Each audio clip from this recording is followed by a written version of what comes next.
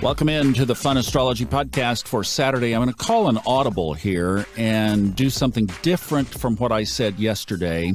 Obviously, since we've spoken last, a big major world news story. Queen Elizabeth died on Thursday. I wasn't able to get things in order to be able to do this for yesterday's episode and would have wanted more time anyway. So we'll talk about the Queen today and then do the listener questions. And I want to tell you about Stevie McGuire and her art, and I've got an exciting announcement about that, and then we'll do that all tomorrow on Sunday. How about that? And then as far as the markets go, my goodness, as we talked about yesterday, it really exploded up. So I think we've covered most of the trappings on that. But yeah, a big explosion upward in the market. And for those of you with portfolios that you've been hanging on to, I know that you are a lot more happy to see that than if the other side of Uranus's surprise could have happened. So I'm very optimistic that the change of direction certainly is now generally up. Now, let's talk about the Queen. And there is also a video version of this on YouTube. And for those of you who are listening from either one of the territories or the United Kingdom, obviously from me and this podcast, our sympathies, because I know you are mourning and the world is mourning an era that will never be repeated and is so obvious in looking at her chart. We do have a AA Rodham accurate birth time of April 21st, 1926 at 2:40 a.m. in London, United Kingdom. And that makes her a 21-degree Capricorn rising and a 0-degree Taurus sun and a 12-degree Leo moon. Now, if you've been listening for any period of time, you already get the construct of who this lady has been all of her life. My dad was born about a year and a half before she was, and he was a Capricorn sun and had that same just consistency about him. She was so Capricorn in her work ethic, in her mannerisms, in her longevity. She was Taurus in her groundedness, her love of animals and horses, and look at where she chose to spend her final days, in nature, in the Scottish Highlands, not in town, not at the palace. So Taurian. That's Taurus through and through. And then her moon, which is in the 7th house, by the way, in an equal house system chart, 12 degrees Leo. The moon, for somebody who is a monarch, the moon is the people.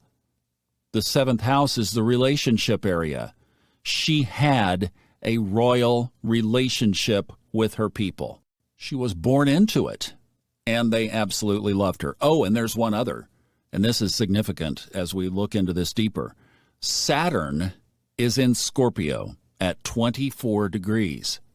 Her midheaven, now her MC and equal house system is in her 11th house, actually. So it moved a house over from the 10th.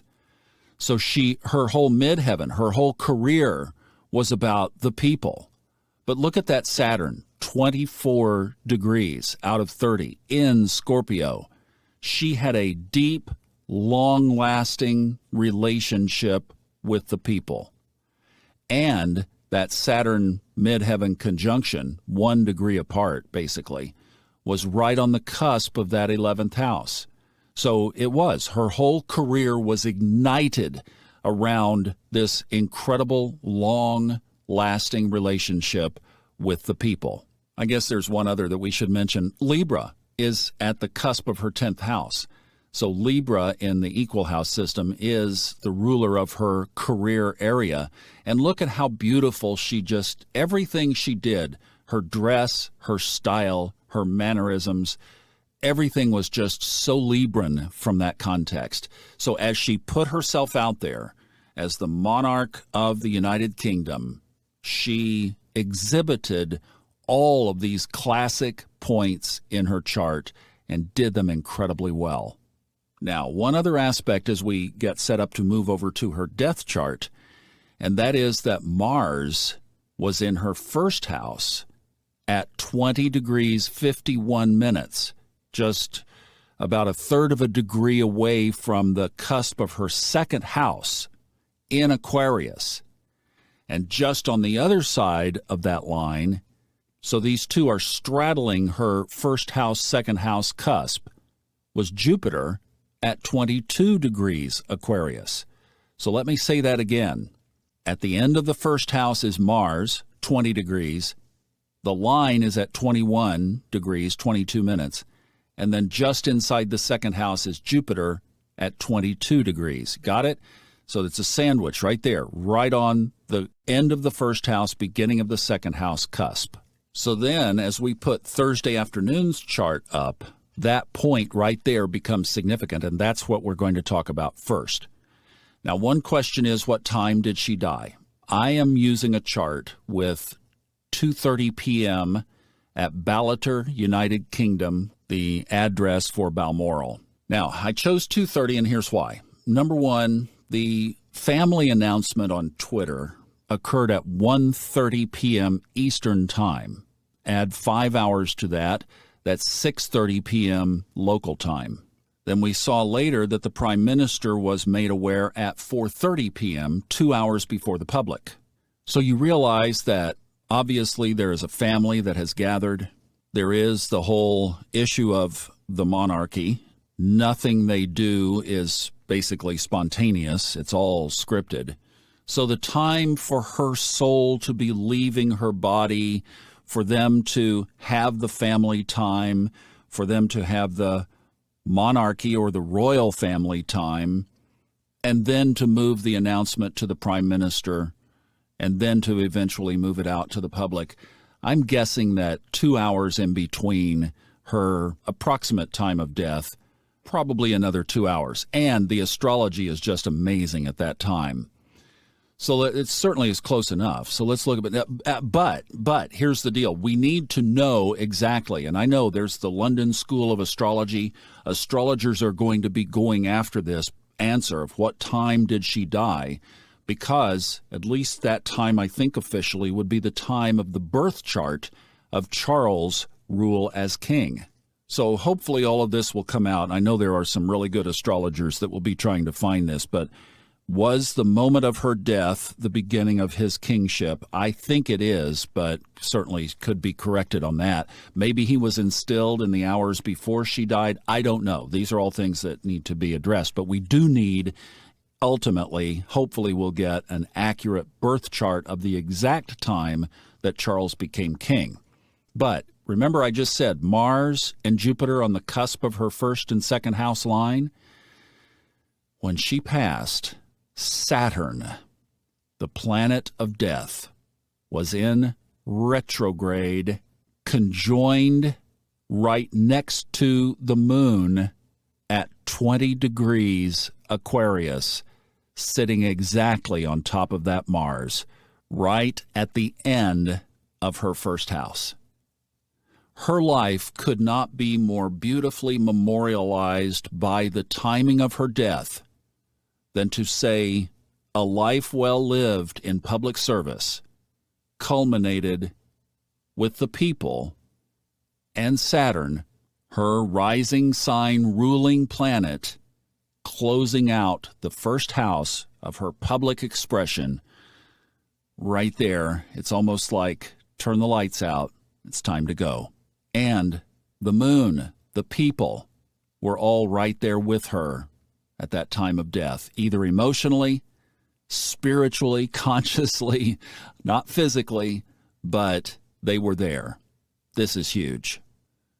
The other thing that I thought was significant, if we look up at the 8th house, which of course rules death in the chart, Leo is on the cusp of her 8th house in the equal house system.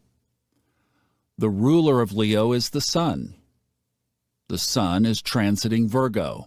For her, in equal house. And you know, the reason I use equal houses now is because Robert talks about it being so effective, especially at times like this, that her 8th house would have first 8.5 degrees of it would be Leo, and then it changes to Virgo. The sun was at 15 degrees Virgo in her 8th house.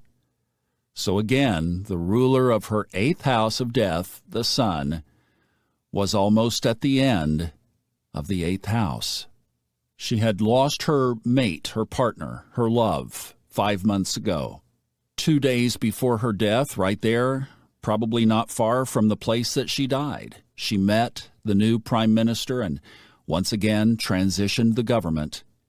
And then her soul's journey, which she followed so well, was to turn out the lights and say goodbye. And in Capricornian fashion, she did it without fanfare. On Tuesday, she met the prime minister. On Thursday, she met the Lord. And it really is a beautiful picture that right there at the end of her first house, at the same degree each, are the people, the planet that gave her her longevity, the planet that gave her the power and strength that she exhibited all those years, and the power of good luck and fortune that was sitting right next door. Truly, what a beautiful way to go, guided by the stars. We're just going to let it go to black here and remember and recognize and mourn with our friends in the United Kingdom and with the world as we remember the life and the death of Queen Elizabeth II.